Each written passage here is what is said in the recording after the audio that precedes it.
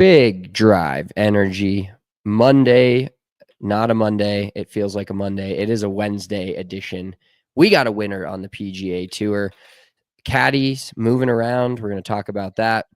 We're going to discuss the upcoming CJ Cup in Texas and talk about our round of golf together because we haven't played golf in a while together. It was a blast to go out and play 9 and just hang out with Mitchell's in Colorado. So it's been a blast having him here. Shouts to him for the new place. It's fire. Can't wait to have some happy hour cocktails at it. We're going to talk about all that and more coming up here on Big Drive Energy.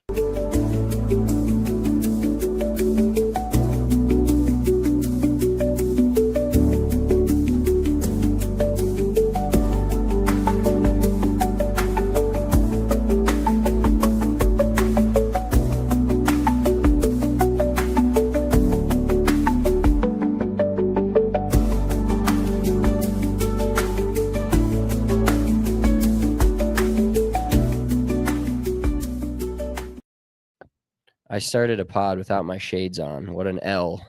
Major L in the chat for me. L's in the chat. But following up after many W's this week, it feels like we just we're on a hot streak. Everything's coming up, Big Drive Energy right now. Not really in the golf. I mean, the golf gambling. First of all, let's talk about just this last week because we've had the NFL draft. We've had a lot of NBA, NHL playoffs. We've had a lot of time spent together, which much to your chagrin, I'm sure you're not, I'm sure you're ready for me to get back out of town. But how are you doing, brother? What's doing cracking? Well. Doing well, man. It's officially golf season. How was your lunch date? My lunch date was great. It's really good to get with the boys on a Wednesday and just go hang out with your friends. And it's kind of funny when you hang out with your friends when you get the older you get, you all have like there's 4 of us today. Trevor Gill joined us, the legend, and we all have kids. And it's like just the shit you talk about when you're 30 plus and with kids versus the shit you talk about when you're in college and you go get lunch with your boys. Just like age hits you and it just comes at you and you kind of just deal with it, but you don't really realize you're in it. Just the most boring conversations on the planet. But they're not boring to you. But if I was sitting there, I'd be like, oh my God, please get me out of here. Like this is the worst conversation, but you're just talking about your kids. I mean, honestly, like when you do have kids, no fault of your own, but everybody just talks about their kids incessantly. Like Ricky Gervais did a whole stand-up bit on it about how people will just tell him out of the blue about something their kid has done. He doesn't even know their kid. But it is having your own kid and talking about it. It's kind of like smelling your own fart. Like you love it. And you're really into it, but nobody else really is. You know what I mean? Unless somebody can relate to you with their kid situation, which is in this case, what you're talking about. Yeah. Kid stuff is just very relatable, but you have to be in the right crowd.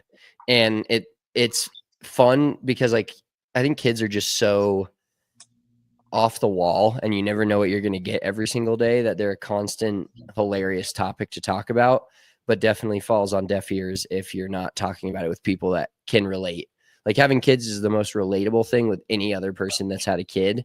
And it's inevitably the least relatable thing to someone that hasn't had a kid or experienced any of that. And you're in that boat, but you've watched my kid enough from time to time to like understand the crazy shit that happens and the volatility of a human child. Yeah. Like it truly is kind of crazy to just look at like a 2-foot tall person running around and just think that this sounds really dumb and obviously pretty fucking obvious. But everybody was a kid at some point. Like, doesn't that fuck you up? Because there's definitely people that I've met where I could just never imagine them being anything but like a grown adult or even further being an old person. You meet a person named Eugene. You think they've ever been a kid before? It felt like they just popped out of the womb at 65 years old. On Social Security, just retired, sitting there reading a newspaper. There's just certain people where you can't envision them being a kid. And that kind of goes to names too. Like you name your kid something super adulty, then it can't work for a kid. Yeah, exactly. It is funny, and names in general, how, you know, you feel like I've never met a Roger that's under 50, you know, or a name like that, where when they were a kid, you know, they were called by their name for 20 plus years until they became an adult, and then they still were called by the same name. But the generational names and the evolution of names as we get through life is hilarious, because you also see your friends' kids' names and you're like, oh yeah, that's a kid name. And then I'm like, oh, at some point this guy's going to be, my son's going to be 40 years old with this name. Is that still cool? Like, I don't know. Right? Oh, absolutely. And kids' names have definitely gone too far as well, like Balin and Brayley, and just adding two fucking random syllables together at any juncture is not a name for a kid, in my opinion. Like, stop combining names. Just pick a name. You don't need three separate names in one name. I'm out on that. Like, that shit just, like, who's going to take you serious as an adult with your names like Balin? What the fuck is Balin? Yeah, it's the combination of names, like you said, and the combination of syllables, where I think people are just trying to get creative, and ultimately it only hurts your kid in the long run. It doesn't hurt you. It hurts the kid. It hurts their teacher that's trying to spell it or pronounce it. You're like, dude, come on. Imagine resenting your parents for them naming you something so absurd that everybody just thinks you're a fucking joke because your name is some outrageous, off the wall thing. Like, it just blows my mind. Yeah, well, enough. Let's get to some names of us and our rounds of golf the other day, because I do want to talk about that a little bit. That was not the smoothest transition, but I'm not known for my transitions. But I want to talk about our 9 holes yesterday. Your girlfriend Missy's birthday. Shout out to her. Happy B-Day. Got a little round in.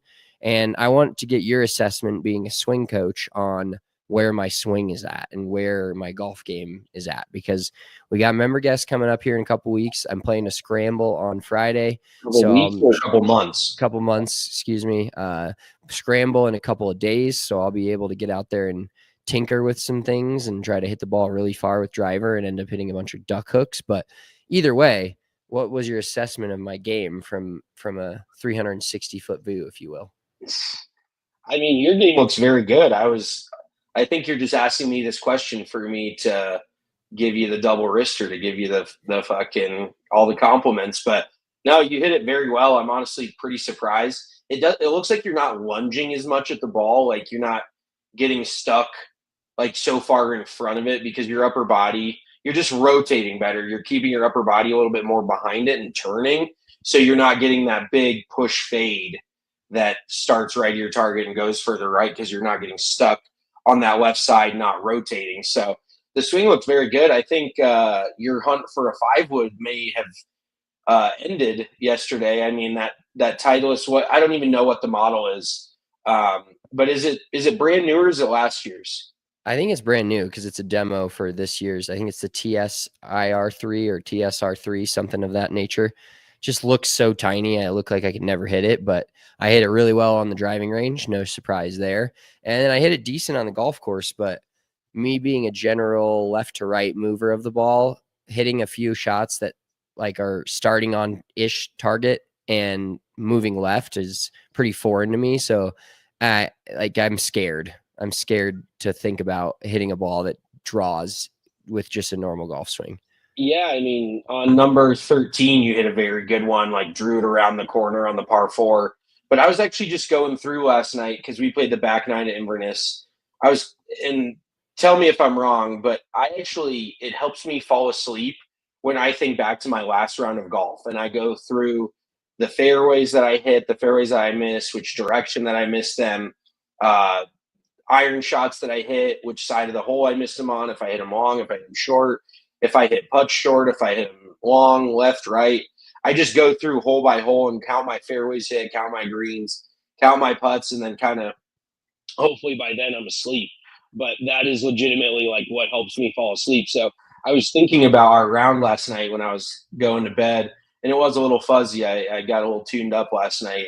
Had a few cocktails. We had a blast, though. It was. I was gonna say, if I tried to think about my round of golf last night going to bed, it would have been very fucking jumbled. I was not in a position to be thinking about golf shots at that time. And this is just sad because I'm like pretty tuned up laying in bed and I'm like, fuck, Inverness is hard. Like I'm already thinking about the member guests. I'm thinking about the holes that we need to make birdies on, thinking about holes that you're going to be in your pocket on, and like coming down the stretch. Legitimately, it's such a weird course because the most gettable holes out there are some shorter par fours. And they're not even necessarily drivable, but that's where you need to make birdies.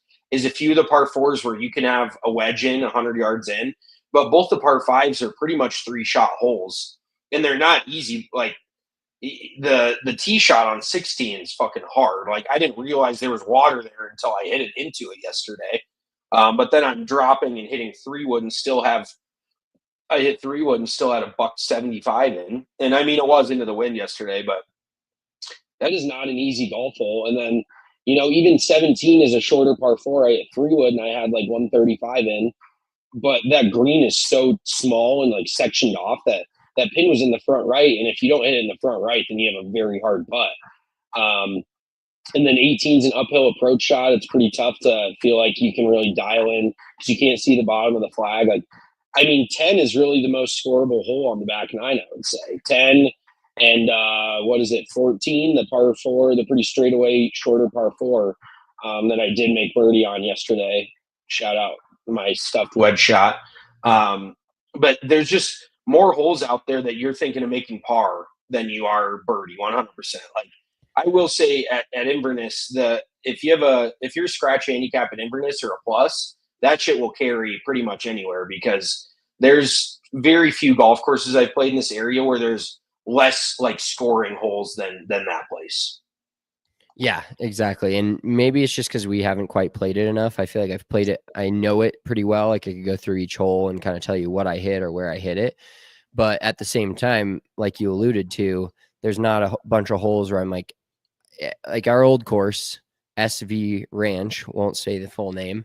I felt like every par 4, there's like 2 or 3 that weren't scoreable. And maybe that just comes from playing it 1,000 times. But I feel like going to that place, I'm like, yeah, par is a good score. And maybe if you hit 2 really good shots, you have a good shot at birdie. And then, of course, I finally did that yesterday. I actually had a couple of makeable birdie putts and they didn't sniff the hole. Because the greens there are tough too. Reading the greens, like I said, I have to look at it from behind the hole out there to get a feel for what I'm doing. But even then, I feel like the greens were pretty hard. Balls were bouncing. I was just selecting wrong club a few times, which hosed me. So I think all in all, if you shoot 70 out there, that's a really good score. But it doesn't feel like it's that good of a score. It's even par, which is always a good score. But I feel like you have to make very minimal mistakes because you can't make up those mistakes ever. If you're making bogey after bogey to start, like unless you're just dialed in and a way better golfer than me, which you are, and then even better than you, like there's not really a 4 or 5 hole stretch there where you're like, oh, I could rattle off a few birdies. It's like, no, I'm hanging on to my ass for par. Oh yeah, I mean, and you just have to flat out drive it well. If you're hitting driver crooked, you're not going to have a good time. Like it is. There's really maybe a couple holes where you can hit a tee shot 40, 50, 60 yards offline and be okay, but there is few and far between on that. There's out of bounds on almost every hole on one side. Everything is, it's surrounded by homes. So you've got OB left, you've got OB right on a lot of holes. Like it is just it's a tough track, but I'm honestly stoked for the challenge because I definitely think there's something to what you said about like we played our old course so much that you've seen yourself make birdie so many times on each hole that you feel like you can birdie anything. So maybe it's just us needing to play Inverness a little bit more and just seeing birdies be made. But I will say as well, and I don't know why I need to preface everything with I will say. I'll just fucking say it. How about that? The greens were super firm yesterday, and it is spring, so it's not super moist out here yet. We haven't gotten a lot of spring rain, it seems like, but it was firm as shit. Like I hit that sand wedge in on 14.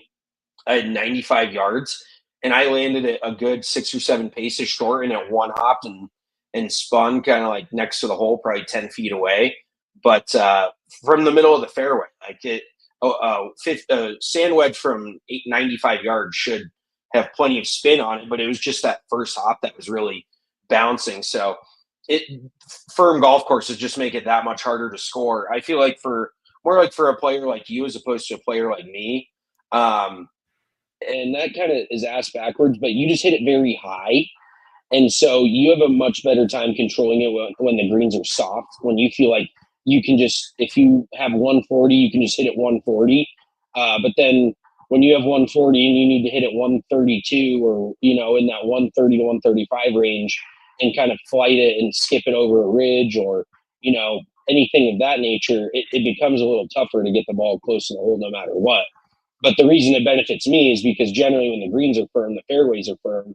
So I'm hitting driver, maybe 3 bills instead of 270, 280. And that 20, 30 yards makes a big difference for my game. So, and by the way, I got to say, Missy, and I got to say it again, Missy hit a 290-yard tee shot yesterday. And did you realize that? It was on the par 5 on 16. She absolutely roped it.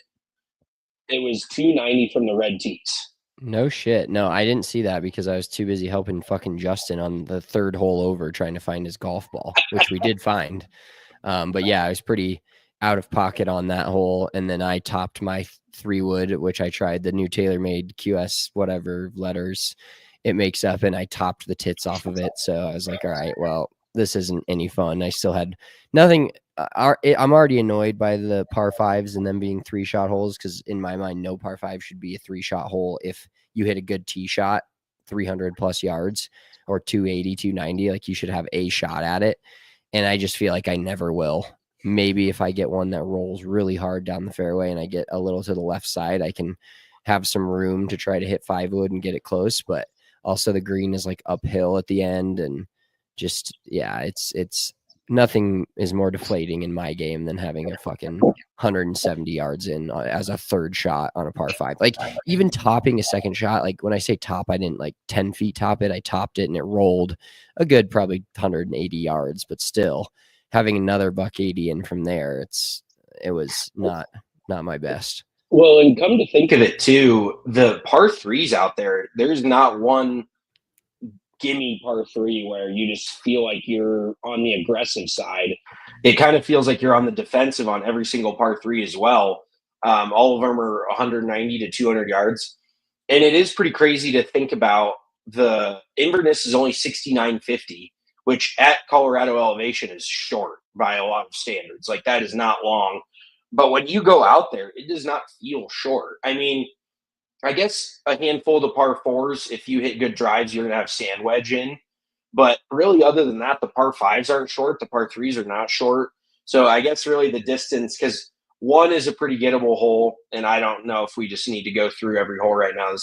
Everybody's probably fucking logged off at this point. But there's maybe 2 or 3 par 4s on each side that feel pretty gettable, like you can have wedge in your hand. But other than that, it's a bunch of fucking 7 irons and 8 irons for me, and just not a good time. I mean, I feel good. Let me ask you this: what is your line that you draw to where you feel like if you have this club in your hand, you have a good shot at making birdie, and then if you go down 1, you do not have as good a shot at making birdie? That's like gap wedge to pitching wedge for me.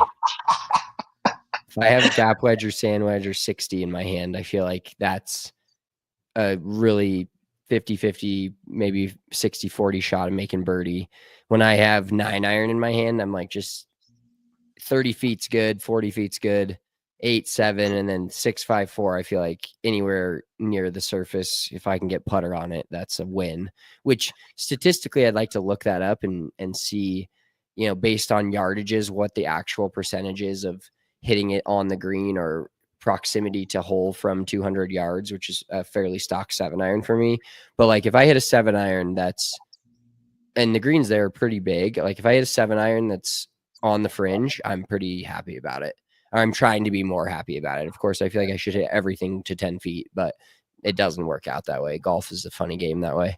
Well, I see why you'd be happy about it because you putted out of the rough multiple times yesterday. So if you can get a putter on it, even if you're 7, 8 feet into the first cut, you're pretty fucking stoked about it. And you did putt him pretty close as well, so I got to give you credit there.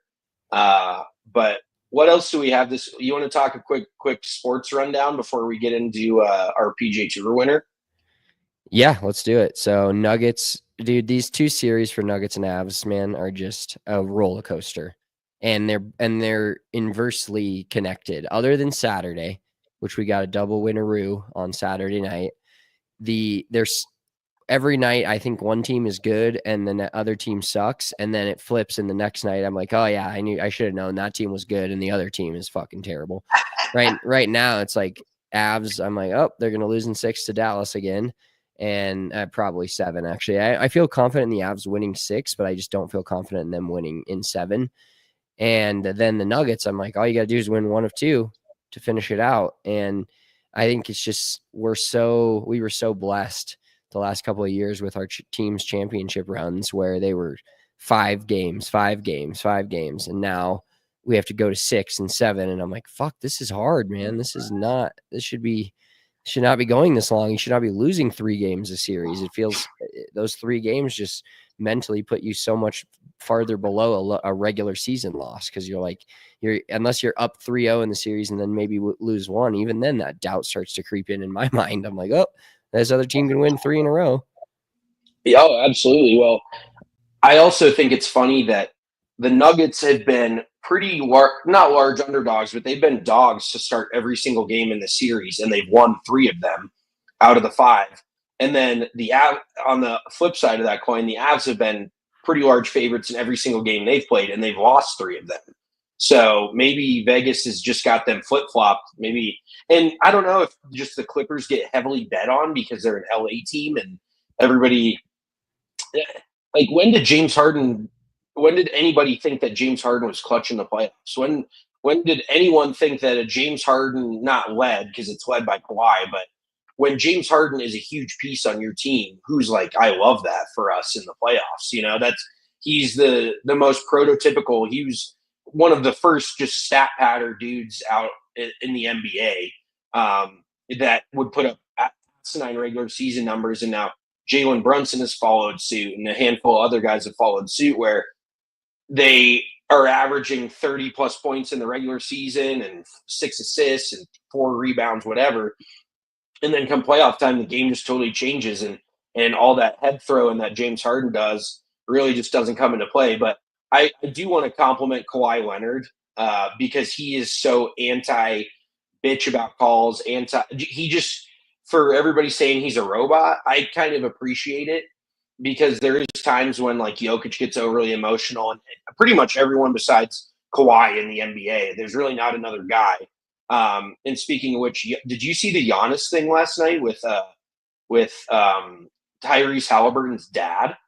Yeah, I didn't actually watch the video, but there was a lot of talk about it on different radio stations and bits that I heard.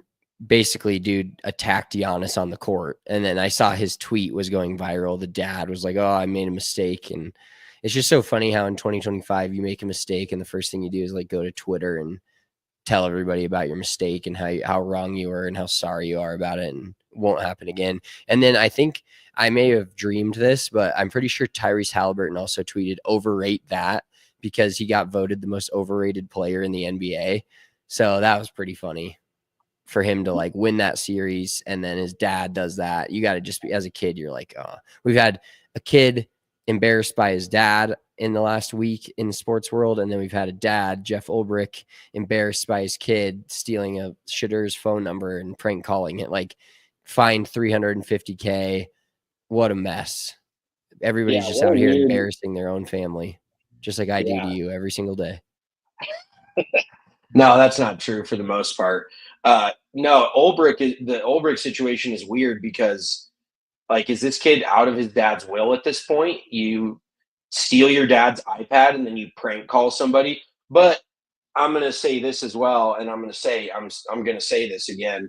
I think the whole prank call situation has gotten blown out of proportion. Like, these people on social media are acting like these guys' addresses were leaked and people were showing up at their house and, you know, threatening violence against them. Like, it's a fucking prank call. It's just, obviously it's a shitty joke, but it's just a joke. Like, I love nothing more than prank calling people when I was a kid. So if you're in college, it's probably a little late for that. But at the end of the day, it's not that serious. let's put it that way, because everyone's like, what can they do to Jack's Ulbrich, and what can they do?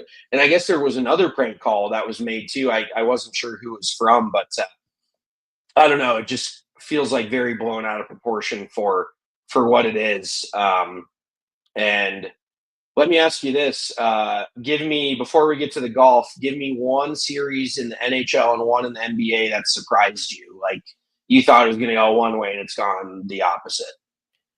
I would say probably Lakers T-Wolves. I don't know. I mean, Ant definitely gets up for those games, but I thought the Lakers having Luka would be, as much as I hate to talk well about them, talk them up, I did think that they would handle the T-Wolves, because even with our fucked up view on the T-Wolves and watching them play the Nuggets so hard every time they play us and then lose to teams like Atlanta or Utah on the road, I felt like the Lakers were the better team. And I felt like, I mean, Luka took the Mavericks to the finals last year. I felt like if he had LeBron with him and all these other pieces, the Austin Reeves and whatnot, that they would be able to go further. And it looks like they're going to get knocked out. I mean, the West is going to be upset in both of the 2-7 series and the 3-6 series. It looks like the Warriors are turning into playoff warriors. And I kind of knew the Rockets would be this is their growing year of making the playoffs, getting the high seed, make the playoffs, but don't win anything. And we've seen that happen in sports all the time. And then NHL, let me see. Even though they're down 3-2 now, I thought the Wild were just going to get stomped by the Golden Knights. I didn't think this series, I thought this would go maybe 5 games. And now the Wild lost in overtime last night, so now they're down 3-2. But I thought for sure that Minnesota was going to get embarrassed in that series, and now they're only down 3-2 and going back to mini. So that series has surprised me in the NHL for sure. Yeah, I would agree with you there. I mean, the Wild just have a very stacked young group of dudes, and they're going to be good for years to come. But it is, going back to the Lakers thing, isn't it funny how the national media with the Lakers going into the playoffs are like, I don't see how they could lose. ESPN had them as the second favorite behind the Thunder to make the NBA Finals in the West. And then all of a sudden, now they're down 3-1. They look like shit. And the national media is like, well, yeah, we told everyone that they had no rim protection, that they don't have this and that. And it's like, where was that energy fucking 2 weeks ago when everyone's like, oh, is it a Lakers Thunder fucking Western Conference final? And now they're just it just goes to show you the national media bias is just absurd. Like somehow ESPN builds this algorithm to tell you who's going to make the finals. And it's somehow, I don't know how you can make an algorithm bias for a team, but it looks like they've clearly done that for the Lakers, because now they're being exposed for what they are. It's a 40-year-old former superstar that now plays half the game. And then you've got a 27-year-old superstar. And like, it's funny because Luka literally, I feel like, never caught heat for his defense until now, because Jokic has gotten, whenever somebody points out how great Jokic is, the quickest reply is he sucks on defense. And you have not, I feel like I haven't heard any of that with Luka, because Luka literally takes every single defensive possession off. I've never seen him make a defensive play in his life. And just now the national media is like, wow, Luka's defense has been really bad. And it's like, yeah, have you fucking watched the guy play the last 5 years? Like, he scores 35 a night and doesn't play defense. It's just kind of what he does. So yeah, that's a good series. I mean, the Knicks, I feel like the Knicks Pistons series is a little surprising. That I feel like the Knicks were the Knicks whole thing this year with Karl Anthony Towns and them making that move. And then all of a sudden now they're just not a championship contender either. Like, why the hell do you make that move and get rid of Randall and DiVincenzo for Cap just to basically be in the same position, being that like plucky underdog that, you know, if they play the Cavs, they're probably going to lose in 5 games, or whoever they play in the next round, whether it's Cavs or Celtics or whatever, they're losing in 5 games. And it's like, why even make that move for Cap if you feel like it's not going to take you to the mountaintop?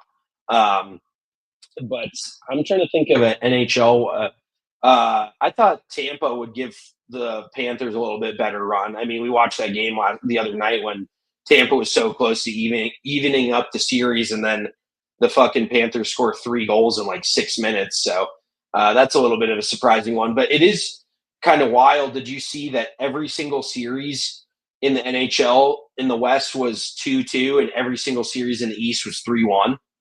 Like, if that doesn't show you the lack of competition. And it's funny how in the NHL and the NBA, it feels very similar, where they're much top heavier in the East and there's no depth. And then in the West, it feels like there's 4 teams that could come out and win the Stanley Cup. Yeah, there's definitely, I wish they would just go to 1 through 8 or 1 through 16 as like a playoff style bracket in both the NHL and the NBA. I think that'd be electric for the playoffs. I mean, maybe round 1 would be a little shitty for like what it would have been the 16 seed. Well, I mean, the Heat got blown out by the Cavs, but they also would have got blown out by the Thunder. So kind of the same story, but I think it would make for some interesting playoff matchups and playing teams that you don't necessarily get to play. And the thing I do like about the playoffs and just in general is the fact that you're playing the same team 4 to 7 games in a row. So you can kind of actually make adjustments on the fly, if you will, from game to game, where that's where we've seen this fucking roller coaster, especially that the Nuggets are on. They lose by 35, then they blow them out, and then they almost lose at the end. It's just like you can make adjustments, and it actually shows who the better team is. And I know that's a fucking obvious statement, but winning 4 out of 7, it's a true battle of the actual teams and the depth and the players versus like a random night that a team has an off night or they went drinking out the night before or whatever. So let's cycle this into golf. And speaking of drinking the night before, I want to start with a quick story. Did you see any of this John Elway stuff this morning? Didn't his business partner pass away because they crashed a golf cart? Yeah. So an hour ago, Adam Schefter tweeted, Jeff Sperbeck, the longtime friend, business partner, and former agent of John Elway, died today from injuries he suffered when he fell off a golf cart being driven by the Hall of Fame quarterback. So you got to assume alcohol is consumed here. But at the same time, like, how do you get thrown out of a golf cart hard enough to die? That and granted, you know, the courses always playing at are these high level country clubs, private. You have your own golf cart, so they probably go a little faster than your normal standard Yamaha that you buy you get at a public place. But that seems insane to me that you would die from a golf cart accident. Or what did you run into? I will say, though, at our old golf course, and I will say it again, holy shit, I need to shut the fuck up with that. But I watched a guy that was hammered and just flat out ran a golf cart. Do you remember watching this, or were you not in the pro shop? This guy was shit-faced, came to pull down to the cart station across the cart parking lot, and just full speed hammered into another golf cart. His head hit the steering wheel. He like flew forward. And in that case, that guy popped up somehow. I don't know if he was on, what is that drug where you're a PCP, where you're just invincible but this guy just fucking rocked his head on the steering wheel, and then it went from the steering wheel to the windshield. He like got thrown completely forward, somehow pops right up because then he fell out of the car. He pops up and sprints for the parking lot. And obviously at that point, we ran after him to get him to not get behind the wheel because he was hammered. But I mean, yeah, like if you're driving an electric cart at like 25 miles an hour, because like you said, a lot of these high-end private places, either you have your own golf cart that flies or their golf carts that they provide you with are just pretty fucking fast in general. But maybe it's just a wake-up call for people to realize that you can get seriously damaged in a golf cart. Like that is no surprise. If you're in a moving vehicle that's going 15 to 20 miles an hour and you run into something or you fall out or whatever and hit your head, it is not a far reach to say that you could have some serious injuries or pass away. So maybe a lot of the teenage kids that are out there renting golf carts and just doing absolutely whatever the hell they want with them will see this story and realize that it's a golf cart is simply a means of transportation. It's not and I kind of sound like old man yelling at cloud, like a boomer, because I've peeled out in a golf cart. I've drifted in a golf cart, but there's times to do it and not times not to do it. So I kind of sound like a little bit of a boomer, but that's it's very unfortunate for him. Well, it's funny because we definitely have boomer golf related takes because of the job we worked, which is just strictly almost boomers that work that are a head professional of a course or running a golf course. It's you see all the shit that it causes when you have idiots out there driving them around like 18-year-old kids, and they think it's funny.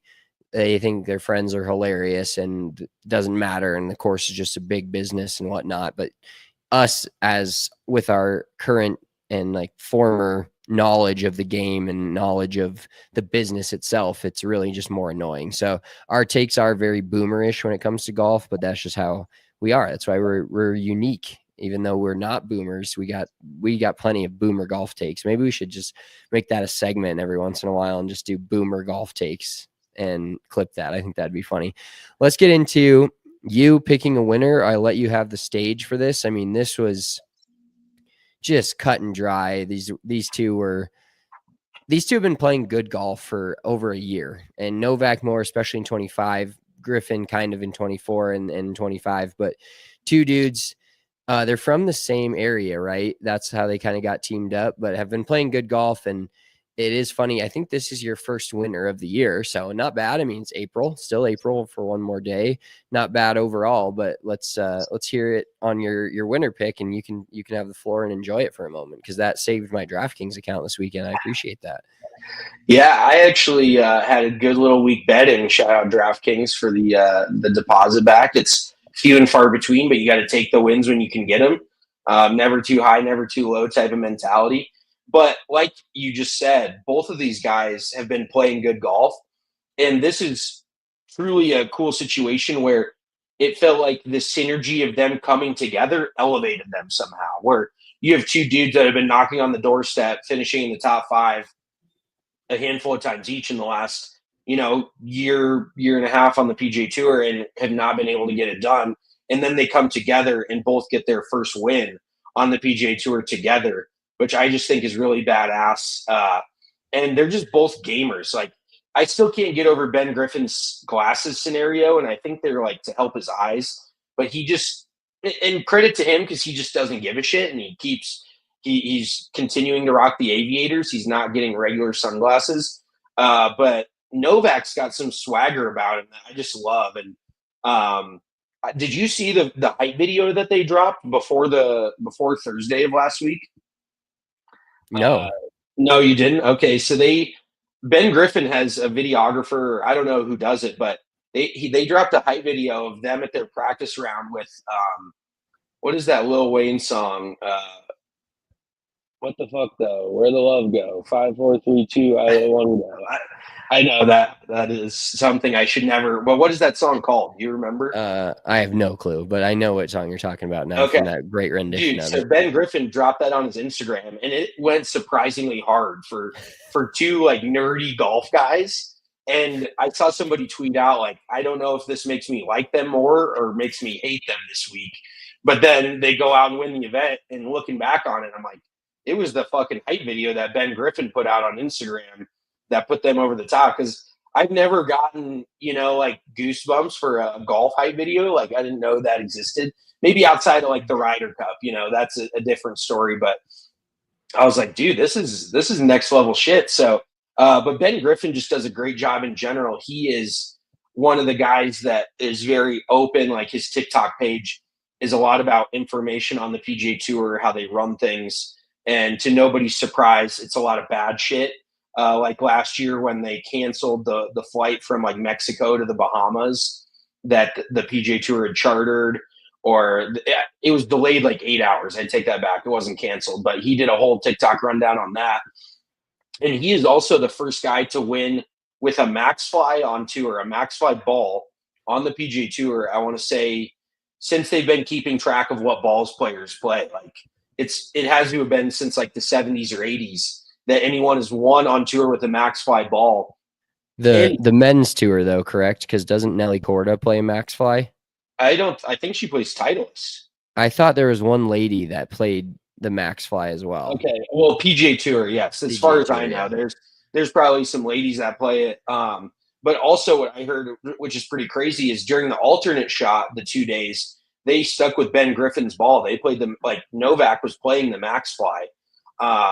So kudos to Max Fly.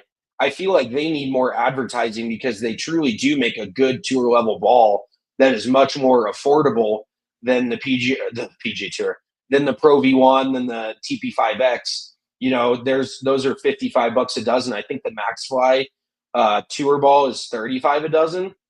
So I don't know why there's not more people playing it. I wouldn't be ashamed to game a Max Fly if it truly does perform that well and it costs less. Why would you not? So Ben Griffin putting Max Fly on the map, which is pretty cool. And then It's Lexi Thompson who plays the Max Fly. okay. Yeah, I knew it was. Well, she hasn't won much either, so no, yeah, but that can't be a good look for. I know Max Fly wants to boost their shit up, and I'm fine with that. I mean, I don't really care about golf ball businesses, but like Andrew Novak has been playing very well with the Shrixon Cleveland stuff the last couple of weeks, and then it comes out that it's like, no, we went to the Max Fly ball and actually won this event. So I'm sure Shrixon's not too happy about that whole scenario. Yeah, probably not. I mean, Shrixon does have enough advertising between Hideki and Shane Lowry. Andrew Novak is probably on the lower end of their PGA Tour players. So, but Ben Griffin is the one shining star of Max Fly golf balls. So, I'm sure Max Fly was very excited about that. And also, come to find out, I might actually have to start listening to Novak's. He has a podcast, and apparently he's just a sports fanatic. I looked up his podcast earlier today. He put out a 3-part episode of like an hour, like basically 4 hours of draft analysis from the fucking NFL draft. And I was looking at his Twitter and somebody goes, "You're a sicko if you're already doing 2026 mocks." And he like replies with a GIF of like somebody like throwing up like he's sick. So it sounds like the guy is just a sports fanatic, kind of similar to us, where, you know, sports are basically your life, golf is your job, but other sports are your life. So I kind of want to listen to his podcast. You know, no free shout outs, but I don't really give a fuck. Let's see what his it is called, the Screenplay Podcast. And the cover of it is like an NFL play, like the old school. So the guy is just obsessed with football, apparently. So I need to tap into that and get some of Andrew Novak's football takes. But really cool win for them. And I will say personally, on the betting side, I will say, oh my God, I'm going to fucking end it if I say I will say one more time. And then I just completely derailed my own thought. That's perfect. On the betting side, you were talking about. On the betting side, that was the most anticlimactic betting win I've ever had because we were so busy all weekend that I couldn't. And we were over at our new place, which I'm in right now. I'm in the guest room. That's why it looks like I'm in solitary confinement somewhere because there's nothing on the walls. But I was just checking the app and I kept forgetting about it. By the end of Sunday, they were on 18 and I looked and I'm like, oh shit, they have a 1-stroke lead, but I wasn't even able to watch it. So it was the most anticlimactic betting win where, you know, and it's been well documented that when I put US currency on a golfer, I am living and dying by every single shot they hit.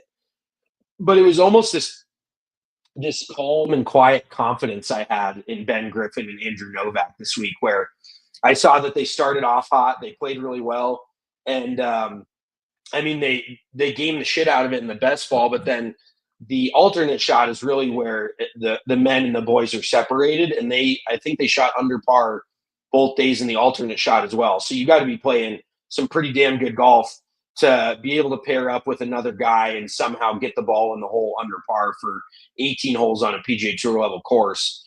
So after their Saturday best ball, they were up by, I want to say, 3 strokes going into Sunday. And I at no point was like worried about them losing. I think it did get within 1 at some point. I was checking in the afternoon. I think they had like 6 or 7 holes left, and it was like one stroke. But I never have thought to make birdie. They did have to make birdie on the 17th hole to take a 1-shot lead, and it was like a long putt from Ben Griffin. I'm pretty sure that gave them a birdie to take the lead, and then they just parred 18 and won it outright. Yeah. And I mean, I think they had like 7 feet for birdie on 18, but since they had a 1-shot lead, I don't think they were very aggressive, because 18 is definitely a birdie hole out there as well. But yes, now that you say that, I remember Ben Griffin making like a 20-footer on 17, which is super clutch, because I do want to say that Novak carried them a little bit in the best ball. I think on Saturday they had 6 birdies on the front 9, and 5 of them were Novak's. Like, it kind of looks similar to mine and your scorecard on a best ball, where we're taking like 6 or 7 of my holes, and then you throw a few birdies in there. But that's what makes us good. You got to ham and egg it. I could be in my pocket and you somehow pull a birdie out of your ass that I just never expected. So you are very capable of that. But I felt like the Andrew Novak of that group, and I see you more as the Ben Griffin of that group. And you both wear obnoxious sunglasses. So aviators and max flies. That's like your typical Saturday morning 10 a.m. public tee time out there winning on the PGA Tour. It can be you. Maybe you. And I also, Ben Griffin, I almost said I will say this again, and I didn't. So credit to me. Ben Griffin has a weird move at the ball. It kind of looks like his hips are just being thrown. It does not look it looks a little disjointed, where his lower body looks in a different place than his upper body. And obviously he gets it done. They just fucking won on the PGA Tour. So I'm not going to throw shade on anybody's golf swing, but it visibly, I think, looks more different than almost anybody else's swing besides maybe like Matt Wolff on the PGA Tour, just because his start of the downswing into impact looks like his lower body is just so far out in front of his upper body. But credit to those guys. They played great golf, and now they both have jobs for a couple of years. And I don't know about Ben Griffin, but I see Novak winning another event this year. I do think, and this may not even be a hot take, but I think Novak will make the Ryder Cup team. And I think that is the perfect kind of dude to make the Ryder Cup team. He seems just like a nails, just fucking 3 yards in a cloud of dust type of golf game that just gets it done. He doesn't do anything that special, just super gritty. He's got a great short game. He hits it well, and he's got the kind of mentality to win out there on the PGA Tour. So I would love to see Novak on the Ryder Cup.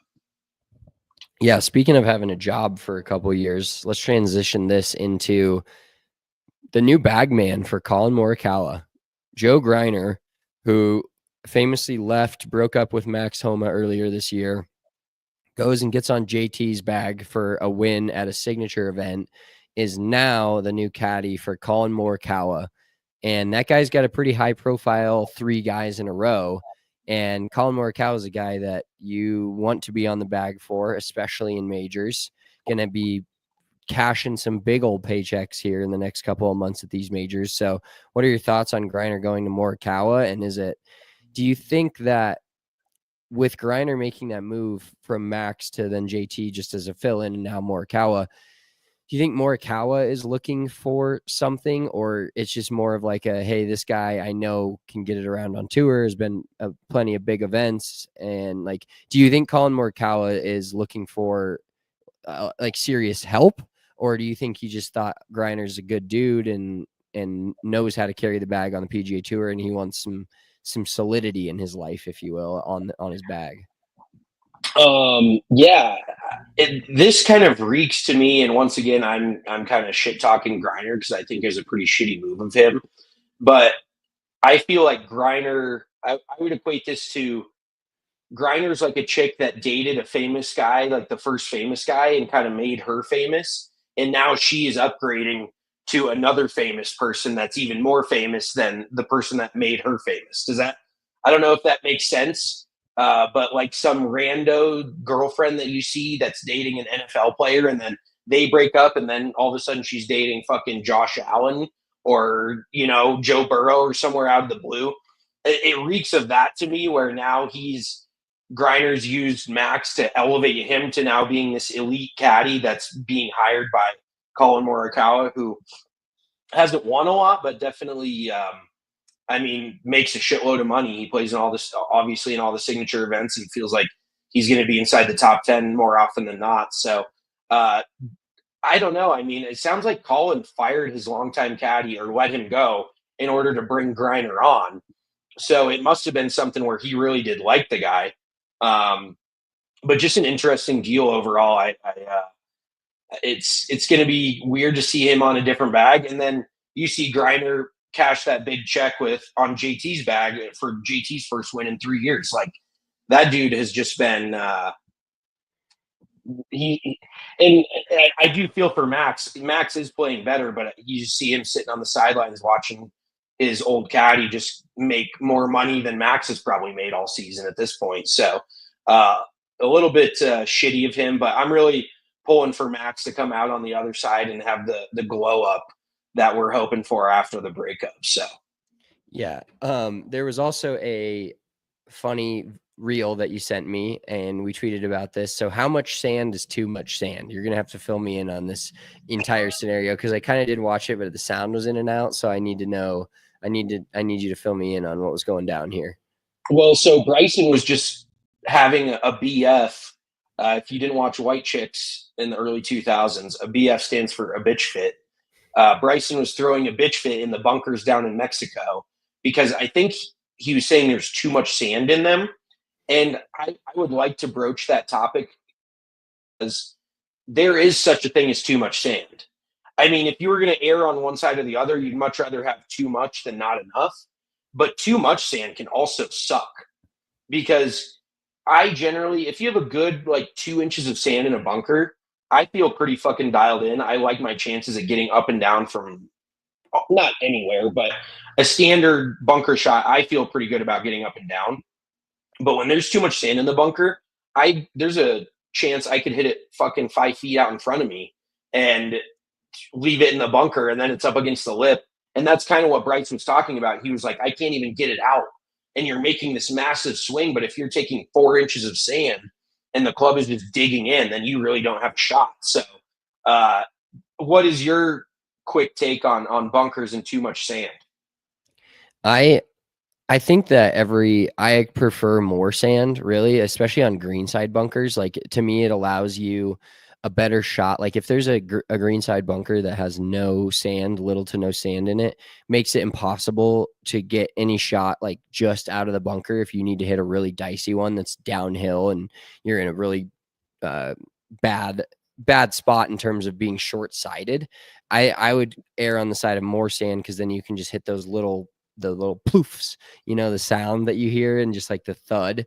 But I prefer my fairway bunkers to be a little less sanded, because honestly, especially those like shitty fairway bunkers that they put on par fives that are like 50 yards short of the green, those ones, I can't tell you how to hit that golf shot correctly, even though I did hole one out back in the day and right in front of our whole high school team, one of my more electric golf moments. But like, to me, those are just like a pick scenario. I just like pick it out of there.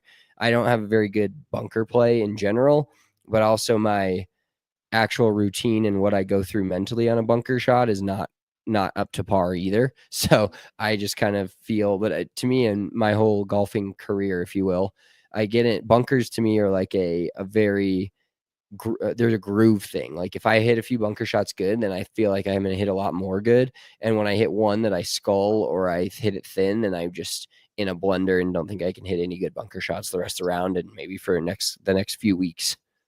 Yeah, that's definitely it's a confidence and it's a vibes thing. But the worst part, I would say, the biggest gripe that most people have with bunkers is when they're inconsistent. If you can put a consistent amount of sand in each bunker, whether they're over sanded or obviously under sanded is less than ideal, even if it's consistent. But just consistency where you don't have one that's complete hard pan and then the next one has 4 inches of sand in it. That's where I feel like the amateur golfer truly does get hosed, because that's really no fault of your own to hop in a bunker that has no sand and you're just, it is your fault for hitting it in the bunker, I guess, but then the fact that the bunker shot is just that much harder. It's like, what the fuck, man? Like, I can't just have decent sand in here. It's a hard enough shot, and then I gotta somehow clip this thing off a cement fucking lie. Like, that's just no fun at all. Yeah, 100%. Let's get to our picks for this weekend. So we've got the CJ Cup coming up in Texas, TPC Craig Ranch. Get these picks up here on the screen for those of you that are watching on the YouTube, we'd appreciate that. Give us a thumbs up. But my picks this week, Jake Knapp. I think Jake Knapp at plus 5,000, some great odds on him. Won on the PGA Tour a couple times in the last couple years, hits it a long ways, which will help him a ton here in Texas.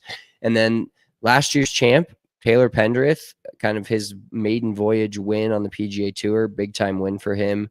Plus 260 to top 10 this week. So those are my picks for the CJ Cup. I'm kind of hopping in your backpack now that you're just seem a little bit dialed in. You even had a top 10 winner that you didn't put on the card last week in Celinda and Velo. So shout out to you for that. But let's hear these winners from the mouth of the winner himself. So I'm going Ben on plus 2,500 to win this week. I feel like he's been playing some pretty damn good golf and just hasn't gotten paid off quite yet, but I could see his name near the top of the leaderboard. And then Isaiah Celinda has just been playing some phenomenal golf as well, plus 450. The sports books are starting to catch on. I think, when we originally bet Celinda at the Mexico Open, what was he, like plus 20,000? Yeah, he just like barely made it into one tour event, and now he's like parlayed it into a good season on the PGA Tour where he might have some staying power and a job for a while after basically just going to the Mexico Open and playing well for 1 week. So that's the cool stories of golf. Yeah. And I mean, the guy just seems like a baller. It seems like he hits it really well and putts it really well. And just the more starts he gets underneath his belt, it's just going to get not easier for him, but he'll just get more acclimated to the tour. So I think this week he's plus 5,000 to win as well, which has obviously made a huge leap for him the first few PGA Tour events where he was like plus 20,000. And then I've got long shot of Cam Davis this week. I think that he could. I mean, plus 10,000 is just a fat number. You can throw $5 on it to win 500. Why not? He is one of those guys that just randomly will come out and have a great week and win. And I will say too, I will say it one more time. I'm gonna jump out this window afterwards. Cam Davis is an Aussie. He's a Kiwi. Is it Kiwi, Australian, or New Zealand, or both? New Zealand. Oh, okay. Well, he's an Aussie. Maybe he's a kangaroo. Maybe he's a kangaroo. But the golf in Texas, I feel like, is fairly similar to that in Australia. A little dry desert conditions, pretty firm, pretty fast. So it could be a good week for a guy like Cam Davis. Love that. Well, let's finish this pod up with a What the Fuck Wednesday, as we do every single Wednesday on Big Drive Energy. I'll start this week. This actually happened to me a little bit ago, but I had it here in the notes. And it's just, I think, a problem that I have as an adult where it's my variety of drinking problem, which I talk about all the time. But I do it like I was so excited to drink on this Friday. And I went to the store, and it's like a kidney candy store. You got all these different options. And I got Crown Royal Vanilla.